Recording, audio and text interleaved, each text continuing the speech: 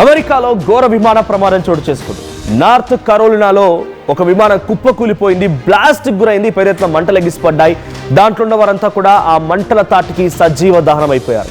అయితే ఈ విమానం ల్యాండింగ్ కోసం ప్రయత్నం చేస్తూ ఉండగా ఓ టెక్నికల్ ఇష్యూ తలెత్తిందట. అయితే ఈ ప్రమాదంలో నలుగురు ఆ విమాన ప్రమాదానికి సంబంధించి మంటల్లో కాలి బూడిదైపోయారు. ఇక మృతుల్లో అమెరికన్ రేసర్ గ్రిగ్ బిఫల్ కుటుంబం కూడా ఉంది. అయితే ప్రమాద దాటికి ఇంకా కూడా అక్కడ భారీగా మంటలు ఎగిసిపడుతున్నాయి. ఈ ఘటనతో ఆ ఎయిర్పోర్ట్ ని తాత్కాలికంగా మూసివేశారు. ఒక ఫేమస్ రేసర్ కూడా తన కుటుంబంతో సహా ఈ విమానంలో వెళ్తున్న సమయంలో ఈ ఘటన చోటు చేసుకోవడంతో అంతా కూడా ఒకసారిగా షాక్ గురయ్యారు.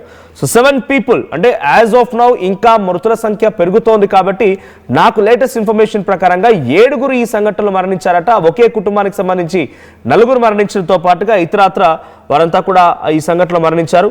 సో స్టేట్స్ వెళ్ళి నార్త్ కొరోలినా స్టేట్ హైవే పాట్రోల్ అధికారులు చెప్తున్న ప్రకారంగా అది ఒక ప్రైవేట్ జెట్, ఒక చిన్న ప్రైవేట్ జెట్ అది.